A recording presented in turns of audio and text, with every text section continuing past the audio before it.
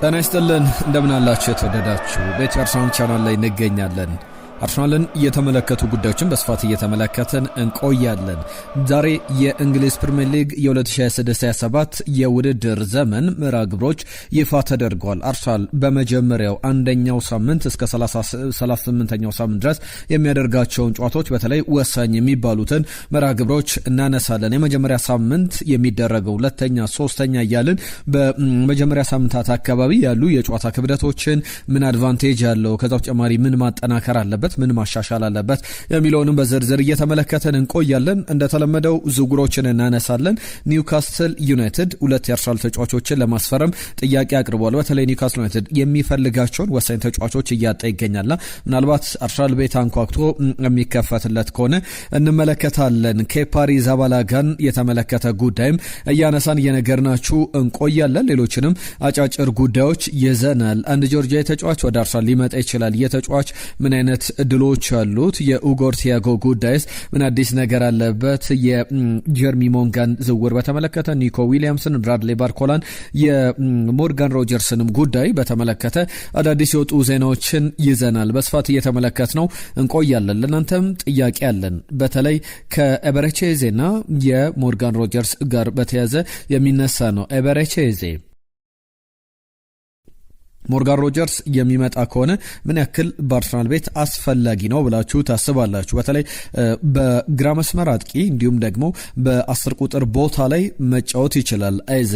ነገር ግን በተመሳሳይ ቦታ ላይ የሚጫወተው በእንግሊዝ ብሔራዊ ቡድንም ያላቸው ሚና እንመለከታለን። ለእናንተ ግን ማን የበለጠ አስፈላጊ ነው? ከዛ በተጨማሪም የኤዜ ኃላፊነት የኤዜ ሚና በአርሰናል ቤት ቀጣይ ጊዜያት ላይ ምን ሊሆን ይችላል? እስኪ ሀሳብ አስተያየቶቻችሁን ጻፉልን። ሌሎች አጫጭር ጉዳዮችን በስፋት እየተመለከትን እንቆያለን። አንድ የፕሪሚየር ሊግ ሌጀንደር የሚባል ተጫዋች በአንድ ወቅት በአርሰን ቬንገር ስር ወደ አርሰናል ለመዞር ተቃርቦ እንደነበረ ሲናገርም አድምጠናል።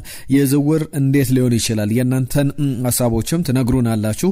እኛ ወደ በኋላ ላይ መለስ ብለን እናነሷለን። በቀጥታ ወደ ጉዳዮቻችን እናልፋለን። እንደተለመደው አንድ ጥያቄ አቅርበናል። ያንን ጥያቄ ላይ ተሳተፉበት። ከዛ ውጭ ግን ይህንን ቪዲዮ ላይክ አድርጋችሁ ጀምሩ። ሀሳብ፣ አስተያየት፣ መልእክት፣ ጥቆማችሁን ላኩልን። በቀጥታ ወደ ጉዳዮቻችን አልፈናል። የዓለም እግር ኳስ ዋንጫ ዋነኛ ትኩረት ነው ከሰሞኑ። ነገር ግን ዛሬ ከደቂቃዎች በፊት በወጣው ጉዳይ የእንግሊዝ ፕሪሚየር ሊግ የ2026-27 የውድድር ዘመን ሙሉ መርሃ ግብር ይፋ ተደርጓል። አርሰናል ኦገስት 21 ፍራይዴ አርብ ዕለት ሲጀመር ፕሪሚየር ሊጉ ከማን ጋር ይጫወታል? የአርሰናል የመክፈቻ ጨዋታ ነው። ዘንድሮም የፕሪሚየር ሊግ የመክፈቻ ጨዋታ የአርሰናል ነው። በቅርብ ዓመታት በተደጋጋሚ የአርሰናልን ጨዋታ በመክፈቻ ቀናት ላይ እየተመለከትን እንገኛለን። ኦገስት ላይ፣ ሴፕቴምበር ላይ፣ ኦክቶበር ላይ አርሰናል እነማንን ይገጥማል? በመጀመሪያ ጨዋታዎች ላይ የሚደረጉ መርሃ ግብሮች ላይ ጥቂት ነጥቦችን እናነሳለን። የፕሪሚየር ሊጉ ሻምፒዮን አርሰናል የ2025-26 አሸናፊ የቻምፒየንሺፑን የ2025-26 አሸናፊ ኮቬንትሪ ሲቲን የፍራንክ ጄምስ ላምፓርድን ቡድን በመግጠም ይጀምራል። ኤምሬትስ ስቴዲየም ላይ የሚደረግ ጨዋታ ነው። በጣም ትኩረት የሚስብ መርሃ ግብር ነው። ሁለቱም ሻምፒዮኖች ናቸው በየሊጎቻቸው በፕሪሚየር ሊግና በቻምፒየንሺፕ። ፍራንክ ጄምስ ላምፓርድ ደግሞ ከሚኬል አርቴታ ጋር አንድ የሚታወስበት ቁጥር አለ። ሚኬል አርቴታ ወደ አርሰናል ከመጣ በኋላ የመጀመሪያ ሽንፈቱን የተሸነፈው በቼልሲም ብቻ ሳይሆን በፍራንክ ላምፓርዱ ቼልሲ ነበርና አሁን ከዛ በኋላ ግን በነበሯቸው የሁለቱ ቡድኖች ግንኙነት ፍጹም የበላይነት አለው አሰልጣኝ ሚኬል አርቴታ።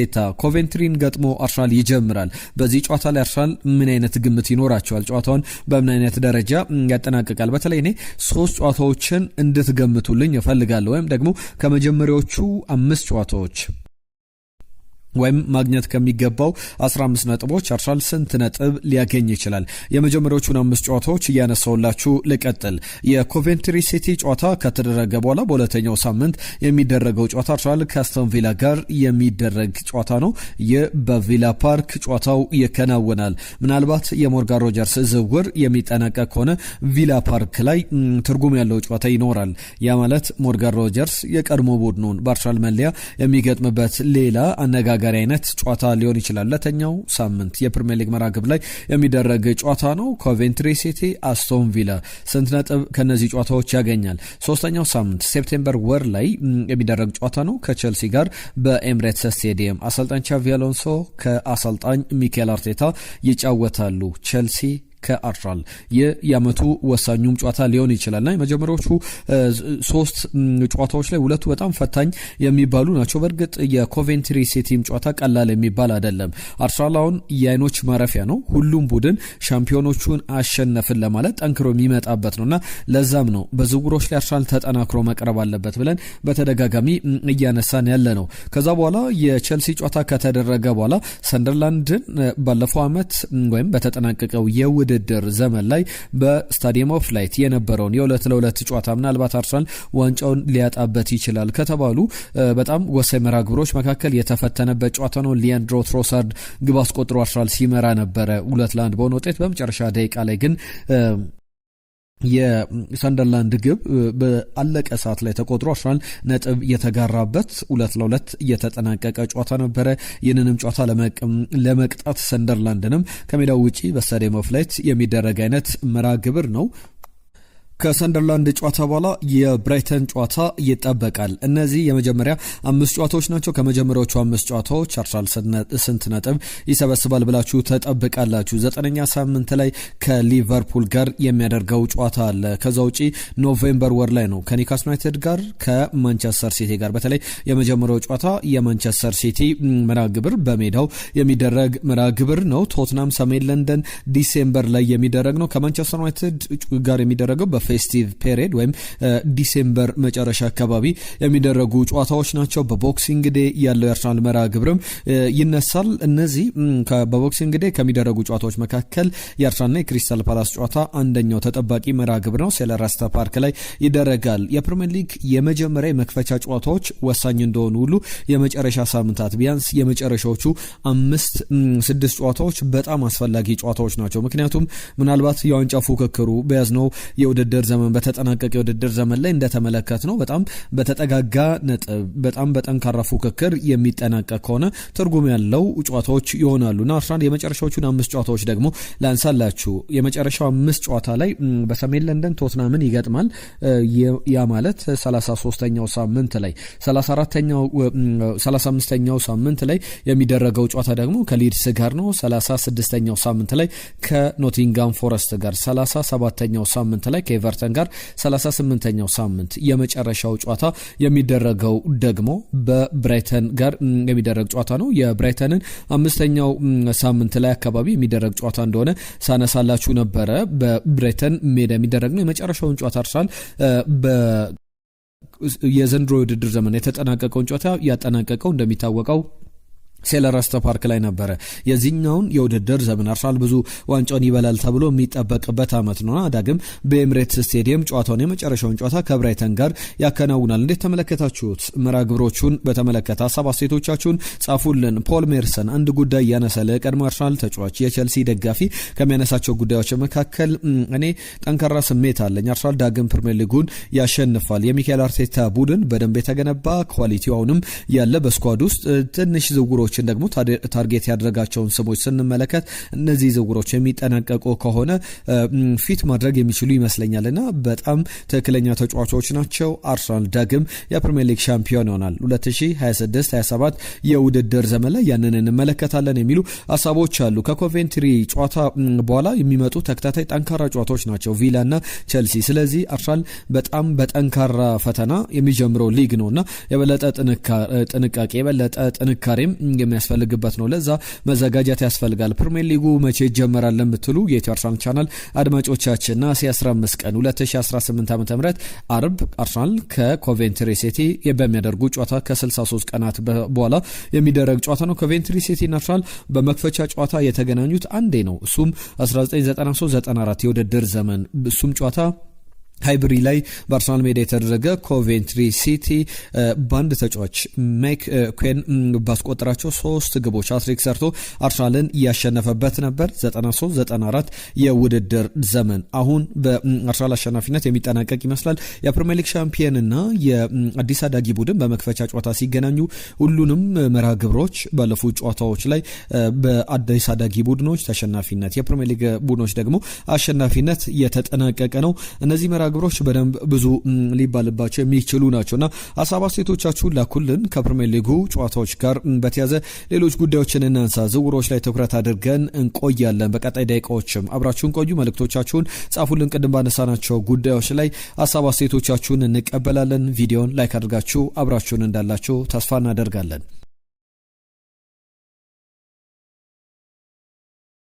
ከሰማናቸው ዝውውሮች አስቀድመን እንጀምር። ኒኮ ዊሊያምስን የተመለከተ ጉዳይ እናንሳ። ኒኮ ዊሊያምስ በእንግሊዝ ፕሪሚየር ሊግ በብዙ ሲፈለግ የነበረ በብዙ ክለቦች በዋነኝነት ደግሞ በሚኬል አርቴታና በአርሰናል በኤዱ ጋስፐርም ጭምር እይታ ውስጥ የገባ ነበረ። አሁን አንድሪያ ቤርታም ሲመጡ ተመሳሳይ ፍላጎቶች አሉ። ተጫዋቹ ግን አሁንም ጥርጣሬዎች እንዲነሳበት ያደረገ ሀሳብ ሰጥቷል። ወደ አርሰናል ሊመጣ ይችላሉ። ብዙ የአርሰናል ደጋፊዎች በዚህም በምንሰራቸው ቪዲዮዎች ላይ ኒኮ ዊሊያምስ ለአርሰናል አያስፈልግም፣ አቋሙ ወርዷል የሚሉ ሀሳቦችን ስታካፈሉ ነበር ባለፉት ጊዜያት ላይ። አሁንም በተደጋጋሚ እየተነሳ ያለ ጉዳይ አለ። እሱ ግን አንድ ቆይታ አድርጎ ነበረ። በህይወት ዘመኔ በሙሉ በኬሪየሬን የእግር ኳስ ተጫዋችነት ህይወቴን በዚሁ በአትሌቲክ ቢልባኦ ባቆም ባጠናቀቅ ምርጫ ሊሆን ይችላልና ፈርም ብባል እፈርማለሁ ለመቆየት የሚል ሀሳቡ ሰጥቷል። የ10 ዓመት ውል መፈረሙ ይታወቃል። ባርሴሎናን ተስፋ ያስቆረጠ ውል ነበረ። ያንን ውል መቼም የምትዘነጉት አይነት አይደለም። የጀርሚ ወንጋ ጉዳይ አርሰናል ዳግም መመለሱ አይቀርም የሚሉ ጉዳዮችን ዳግም እየሰማ እንገኛለን። የክሪስቶስ ዞሌስ ጉዳይ አሁንም አልተጠናቀቀም። በተለይ የትኛውን ቡድን እስካሁን ዝውውሮችን አጠናቆ አልተመለከትንም። በተለይ ከሪያል ማድሪድ ውጪ ሪያል ማድሪድ ማርክ ኩክሬን፣ በርናንዶ ሲልቫን እንዲሁም ኢብራሂማ ኮናቴና ዴንዚል ደምፍሬስን ዝውውሮቹን አጠናቋል። ነገር ግን ሌሎች ቡድኖች ላይ እንደዚህ አይነት አካሄዶችን እየተመለከትን አንገኝምና ከአርሰናል ጋርም በተያዘ የጀርሚ ሞንጋ ዝውውር ይውድቅ ተደርጎበታል። ዳግም መመለሱ አይቀርም የሚሉ ዘገባዎችን እየተመለከትን እንገኛለን። ሌላኛው የጆርጂያን ተጫዋች ጉዳይ ላንሳላችሁ። አንድሬ ባርታቼቭ ይባላል። የተጫዋች 17 ዓመቱ ላይ ይገኛል። እስከ 2026 ዲሴምበር ወይም የ2027 መግቢያ ድረስ በክለቡ በዛው በኮልኬት የሚያቆይ ውል አለውና ፕሪ ኮንትራት ለመፈራረም ከአርሰናል ጋር ስምምነት ላይ ደርሷል። ተጫዋቹን ለማስፈረም ደግሞ አርሰናል ሰፊ እድል አለው ከሌሎች ክለቦችም በበለጠ የሚል ዘገባን ሳሚ ማክዌል የቢቢሲው ጸሐፊ ይዞት የወጣው ዘገባ ያሳያል። ምን አይነት ተጫዋች ነው ላላችሁ፣ የተጫዋች በጣም ክሬቲቭ ነው። በጣም ጠባብ ስፔሶች ላይ መጫወት የሚችል የማርቲን ኦዴጋርድ አይነት ኳሊቲዎች ያሉት በጣም ክሬቲቭ ነው። አታኪንግ ሚድፊልደር ሚናን የሚሰጠው አይነት ተጫዋች ነው። አርሰናል ወጣት ተጫዋቾች ላይ ትኩረት አድርጓል። ቀደም ጀርሚ ሞንጋን ብዬ ሳነሳላችሁ ነበር። ከዚህ በፊት ያስፈረማቸው በቀጣይ ሊያስፈርማቸው ያቀዳቸው ወጣት ተጫዋቾችም በገበያው ላይ እንዳሉ ናቸው። አሁንም ከአርሰናል ጋር ስማቸው በተደጋጋሚ እየተነሳ ይገኛል። የጆርጂያ ተጫዋች ደግሞ ወደ አርሰናል የሚመጣበት እድል ካለ የአርሰናልን የውድድር ዘመን የበለጠ የተሳካ ያማረ ሊያደርገው እንደሚችል የሚያጠራጥር ጉዳይ አይደለም።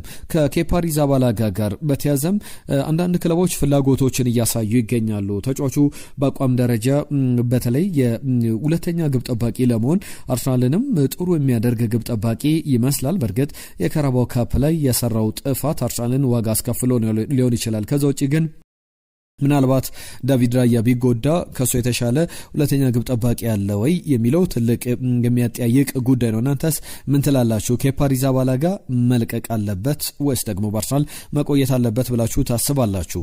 በሺክታሽ የሴስ ፋብሪጋሱ ኮሞ፣ ሄታፌ ከስፔን እንዲሁም ደግሞ ሌሎችም የግሪኮ ፓናትኒያኮስ እድላቸውን እየሞከሩ ከአርሰናል ተጫዋቹን ግብ ጠባቂውን ስፔናዊን ግብ ጠባቂ ኬፓ አሪዛባላጋ ለማስፈረም ፍላጎት አላቸው። የዓለማችን ውዱ ግብ ጠባቂ ነው።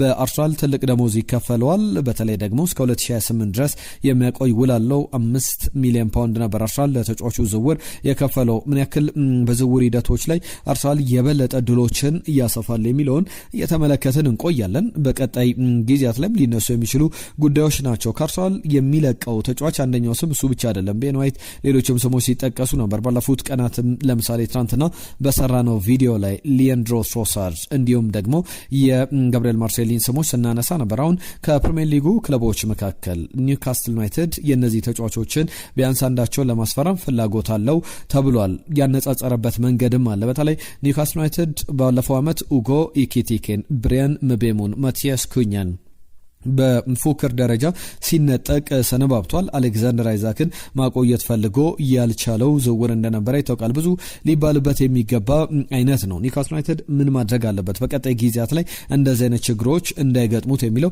ትልቅ መሰረታዊ ጥያቄ ነው መመለስም ያለበትና ከኒውካስል ዩናይትድ ጋር በተያዘ ሊያንድሮ ትሮሳርድን የተመለከተ አድቫንስድ ደረጃ ላይ ያለ ዝውውር ነው ከቤሺክታሽ ጋር የሚሉ ዘገባዎችን የኮት ኦፍ ሴት ዘገባ ያሳያል። ምናልባት ያለማው ሲያልቅ የቱርኩ ክለብ ቤሺክታሽ ሊያንድሮ ትሮሳርድን በ20 ሚሊዮን ዩሮ አካባቢ ማስፈረሙን ካርሳል ይፋ ሊያደርግ ይችላል። የሚጠበቅ ዝውውር ነው። ኒውካስል ዩናይትድ ግን ሊያንድሮ ትሮሳርድ ዝውውር ባይሳካለት እንኳን ጋብሪኤል ማርቲኔሊ በተለይ በዚህ ቦታ ላይ ከፕሪሚየር ሊግ ሌላኛው የሊቨርፑልን ኮዲ ሃክፖን ዝውውር ኔዘርላንዳዊ ተጫዋች ማጠናቀቅ ይፈልጋል። የተጫዋቹ ጉዳይ ግን እየተነሳ ያለው የጋብሪኤል ማርቲኔሊ ዝውውር በጣም በጥሩ መንገድ ለአርሰናልም ለኒውካስልም ጥሩ ዝውውር ይመስላል። ኒውካስል ዩናይትድ በቀላል ገንዘብ አገኘዋለሁ ብሎ ያሰበው የመስመር ተጫዋች ይመስላልና ምን አይነት ምላሽ ይኖራል የሚለውን በቀጣይ ማየት ማሰብ ማሰላሰል ያስፈልጋል። ምላሾች ብቻ አይደለም እንደ አጠቃላይ ሂደቶችም ምን እየተባለባቸው ይገኛል በቀጣይ እናነሳዋለን።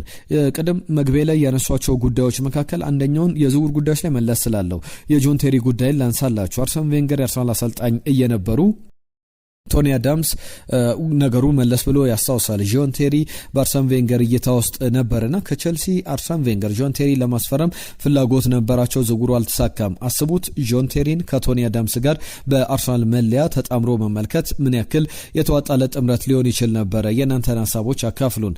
ከኤቤሬቺዜ ጋር በተያዘ የሞርጋን ሮጀርስ ዝውውር ምን ያክል ተጽዕኖ ያሳድርበታል የሚለው ትልቁ ጉዳይ ነው። በተለይ በእንግሊዝ ብሔራዊ ቡድን በተመሳሳይ አይነት ቦታዎች ላይ የሚጫወቱ በግራ መስመር አጥቂነት እንዲሁም ደግሞ በ10 ቁጥር ቦታ ላይ ሁለቱንም በእንደዛ መንገድ መመልከት እንችላለን። አሰልጣኝ ሚኬል አርቴታ ግን ሞርጋን ሮጀርስ ቢመጣ ኤቤሬቺዜን ይመርጣል። ሞርጋን ሮጀርስ የሚለው በጣም የሚያጠያይቅ ሊሆን ይችላል። እንደ ተጫዋቹ ብቃት ብቻ ሳይሆን እንዳበርክቶቱም በተለይ በቡድን ውስጥ ያለው ውህደትም ሊነሳ ይችላል። ነገር ግን በቀጣይ ጊዜያት ላይ ምናልባት የሞርጋን ሮጀርስ ዝውውር የሚጠናቀቅ ከሆነ አርሰናል መሸጥ ከሚፈልጋቸው ተጫዋቾች መካከል አንዱ ሊሆን ይችላል። እናንተስ ኤቤሬቺዜ ሊለቅ ይገባል በአዲስ መተካት አለበት ብላችሁ ታስባላችሁ ወይስ ደግሞ የኤቤሬቺዜ መኖር ከሞርጋን ሮጀርስ ዝውውር ጋር ምንም መገናኘት የለበትም ብላችሁ ታስባላችሁ? እስቲ ሀሳብ አስተያየቶቻችሁን ላኩልን። የኒኮ ዊሊያምስን ጉዳይ የጀርሚ ሞንጋን ጉዳይ አንስተናል። አንድሪያ ባርታሼቭልን ጉዳይም ቅድም አንስቼላችኋለሁ አስቀድሜ። ሌሎችም በብዙሃን መገናኛዎች እየተነሱ ያሉ ጉዳዮች መካከል የአሌክስ ስኮት ጉዳይ ነው። አርሰናል የመጀመሪያ ጥያቄ ለማቅረብ ፍላጎት አለው። ድርድሮችም ይደረጋሉ ተብሎ ይጠበቃል። የአርሰናል ፍላጎት ግን ለተጫዋቹ እስከ 60 ሚሊዮን ፓውንድ አርሰናል ለተጫዋቹ መክፈል ነው። ሌላ የ20 ሚሊዮን ፓውንድ በማከላቸው ያለ ለውጥ አለና ብዙ እየተባለበት ይገኛል። ከአሌክስ ስኮት ጋር በተያዘ ግን በኳሊቲ ደረጃ ምን ሊጨምር ይችላል፣ ምን አይነት ነገሮችን ወደ አርሰናል ሊያመጣ ይችላል የሚለውን ትናንትናም በይደር ያቆየነው ጉዳይ ነበረ። ወደ አርሰናል ቤት ቢመጣ አሌክስ ስኮት በሚገርም ሁኔታ መጫወት የሚችል በተለይ ደግሞ ልብ ብላችሁ አርሰናል በዝውውሩ ስሙ እየተያዘባቸው ያሉትን ዝውውሮች ተመልከቱ። አንደኛው ማኑ ኮኔ ነው፣ ሁለተኛው ቶናሊ ነው፣ ሶስተኛው ማቲያስ ፈርናንዴዝ ነው። እነዚህ ተጫዋቾች በጣም በፕሮፋይል ደረጃ በተጫዋቾቹ ባህሪ ደረጃ ስንመለከታቸው በጣም በጥሩ ደረጃ ላይ ያሉ ወይም ደግሞ በፊዚካሊቲ ደረጃ ፕሪሚየር ሊጉን ሊመጡ ነው የሚችሉ ተጫዋቾች ናቸው። አሌክስ ስኮት ደግሞ ቴክኒካሊ የአርሰናልን ፕሮግረስ የሚያደርጉ ኳሶች አማካኝ ስፍራ ላይ ፕሮግረስ የሚያደርጉ ቢልድ አፕ ላይ የሚጀመሩ ኳሶችን ማሳደግ የሚችልና ጥሩ በአርሰናል ስኳድ ውስጥ ብዙ ነገሮችን መጨመር የሚችል ተጫዋች ነው። አዩብ ቡሃሪም ተመሳሳይ አይነት ኳሊቲ ያለውና ይመስለኛል ፉክክሩ ሊሆን የሚችለው ከአሌክስ ስኮትና ከአዩብ ቡሃሪ መካከል እንደሆነ በትክክል ማንሳት ይቻላል። ትናንትና የእናንተ ሀሳቦች በስፋት መጥተውልናል። ታሪኩ ከደቡብ አፍሪካ የአርሰናልን ጉዳዮች በተመለከተ አርሰናልንም እንደሚወድ መልእክቱ ልኮልናል። ከልብ እናመሰግናለን። ሌሎቻችሁም መልእክቶቻችሁን ላኮልን። አሹ የጻፈልን መልእክት አለ፣ እናመሰግናለን። አሹ ባርኮላ እንዳይመጣብን ሌላኛው ማዶኬ እንዳይሆን እፈራለሁ የሚል ሀሳቡን ልኮልናል። ሌሎችም ያሹ ሀሳብ ላይ ደግሞ ተስፋዬ ቲጂ ስምነት ላይ እንዳለ ወይም ባርኮላ ባይመጣ ተመሳሳይ ሀሳብ እንዳለው ነግሮናል። ታረቀኝ ብርሃኑ አዩብ ቡሃሪ ለኔ ምርጡ ነው ከአሌክስ ስኮት የበለጠ የሚል ሀሳቡ ልኮልናል። ትናንትና ሳንድሮ ቶናሊ፣ አዩብ ቡሃሪ፣ አሌክስ ስኮት ብለን ጥያቄ አቅርበን ነበር። በርካቶቻችሁ ብዙዎቻችሁ ተሳትፎ አድርጋችኋል።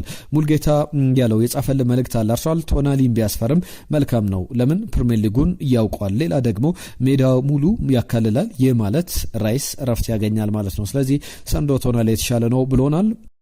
በፕሪሚየር ሊግ ላይ ትናንትና ማክስ ዳውማን የዓመቱ ምርጥ ግብን አስመርጧል። ኤቨርተን ላይ ያስቆጠራት ግብ መቼም የምትዘነጉት አይደለም። ከዛ ውጪ ጋብሪኤል ማጋሌሽ የዓመቱ ምርጥ ሶስተኛ ተጫዋች ተብሎ ተመርጧል። ሁለተኛና አንደኛን ምረጡ ብዬ ነበረ። ራይስና ራያ ብሎ በሱ ፍቃድ አንደኛ ራይስ፣ አንደኛ ራያ፣ ሁለተኛ ራይስ ብሎ አስቀምጦልናል። ሌሎቹ ደግሞ ቧዲ ቢመጣ ያለን አመዲን የተባለ አድማጫችን ነው። ሰላም እንዴት ናችሁ ብሎናል። አየነው ሙላለም አንደኛ ራይስ፣ ሁለተኛ ራያ፣ ሶስተኛ ጋቢ ማጋሌሽን እመርጣለሁ። በሶስተኛ ደረጃ አርሰናል ሁለቱንም አማካዮች ማለትም ቧዴንና ስኮትን ማስፈረሙ በጣም ይጠቅማል ብዬ አስባለሁ። ከዓመቱ ካሉ ጨዋታዎች ከጨዋታ ብዛቶችም አንጻር የሚል መልእክቱ ልኮልናል። አህመድ መሐመድ ከጅቡቲ የጻፈልን መልእክት አለ። ለእኔ ራይስ አንደኛ ነው፣ ራያ ሁለተኛ ነው፣ ቲምበር ደግሞ ከጋብሪኤል ማጋሌሽ በመቀጠል አራተኛ ደረጃ ላይ ቢመጣ የሚል ሀሳቡ ልኮልናል። እንዲሁ ንጉሴ የጻፈልን መልእክት አለ። ራይስ በቀዳሚነት፣ ራያ ሁለተኛ ደረጃ አስቀምጣችኋለሁ ብሏል። ዳዊት ወንድም ጥላ ሰላማችሁ ይብዛልን፣ ፈጣሪ ያኑርልን ብሎናል። ከልብ እናመሰግናለን። ሌሎችም የመጡ መልእክቶች መካከል ዳዊት ራይስ በቀዳሚነት መቀመጥ አለበት ብሎናል። ኬኔዲ እኔ በበኩሌ ቀዳሚ ፈራሚ የማደርገው ባርኮላ ቢሆን ደስ ይለኛል። ባለፈው እንኳን የፈረንሳይና የሴኔጋል ጨዋታ ላይ ተቀይሮ ገብቶ ያሳየውን ኳሊቲ ምን ያክል ጥሩ ተጫዋች እንደሆነ በደንብ የሚያሳይ ምልክት ነው የሚል ሀሳቡን ልኮልናል። ሁሴን የጻፈልን መልእክት አለ። እኔ ምርጫዬ አዩብ ቧዴ ነው። ረጅም ዕድሜ መጫወት ይችላል እና ደግሞ ድሪብለር ነው። ነገር ግን ባርኮላን ፈጽሞ አልወደውም። የተከፈለው ዋጋ ተከፍሎ የእንዲያሞንዴ ከአርቢ ለብዚሽ ቢመጣ አርሰናል ወሳኝ ነው። ወሳኙም ተጫዋች በትንሹም ቢሆን ብዙ የሚያግዘው ተጫዋች ነው የሚል ሀሳቡን ልኮልናል። ዴክላን ራይስ ድንቅ ነው፣ እሱ ነው ቀዳሚ መሆን ያለበት ያለን ደግሞ ዩሱፍ መሐመድ ነው። ግርማ የተባለ አድማጫችን ለአርሰናል ስኮት ቢመጣ አሌክስ ስኮት ቀዳሚ ቢሆን የተሻለ ነው ብሎናል። መለሰ ንጉሴ ራይስ ቢቀድም ጥሩ ነው ያለን አድማጫችን ነው። ሞገስ ሞታ ለእኔ ጋብሪኤል ማጋሌሽ የተሻለ ቀዳሚ ተጫዋች ነው በሚል ሀሳቡ ልኮልናል። ሁላችሁንም ስለጻፋችሁልን መልእክት ስለሰጣችሁን ጊዜ ከልብ እናመሰግናለን። አዳዲስ ጉዳዮችን በስፋት ተመለከትን። ከእናንተ ጋር የነበረን ቆይታ በዚህ ይጠናቀቃል። በአዳዲስ ጉዳዮች በአዳዲስ መረጃዎች ዳግም እንመለሳለን። ለሰጣችሁን ጊዜ እናመሰግናለን። ይህንን ቪዲዮ ላይክ፣ ሼር፣ ሰብስክራይብ አድርጉ። ጤና ይስጥልን።